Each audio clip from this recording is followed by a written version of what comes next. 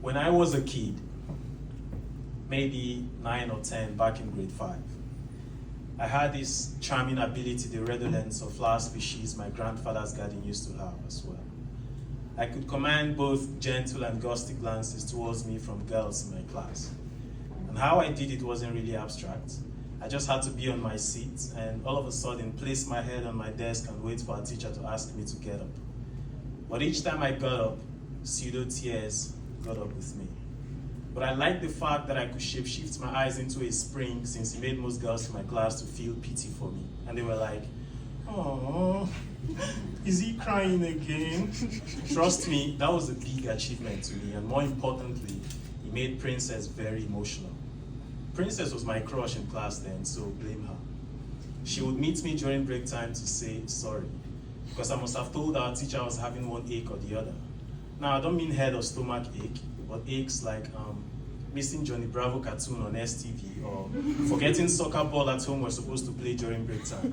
She would go on to say that whenever she saw my tears, fireworks began to collide with airplanes flying freely in her head, causing commotions here and there, that her heart automatically changes into a ship, sinking sympathetically at the sound of the sailor's silence, that her stomach turns into an ocean, struggling not to get swallowed by a shark that lives in it, that seeing me teary replaced a dream of hers which had her drowning in a river filled with fever. And then I thought that maybe the only way out for her was to fall flat like a cut down Iroko tree, oblivious of herself in class. Because whenever Princess saw my tears, she fainted. I felt she was so vulnerable and couldn't help it, but I was a big fool.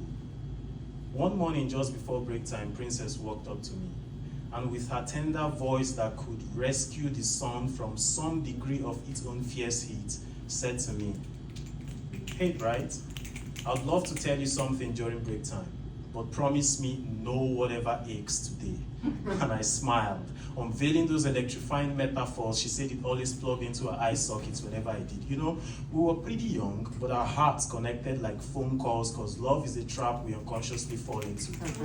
But that day, just before break time, Princess still fell. And shocking to me, it wasn't because of my pseudo tears. She fell like the shield of a stalwart soldier heartbroken by a defeat at war. Alas, Princess fell at the filthy feet of Asma, which stepped on her roughly like a slave.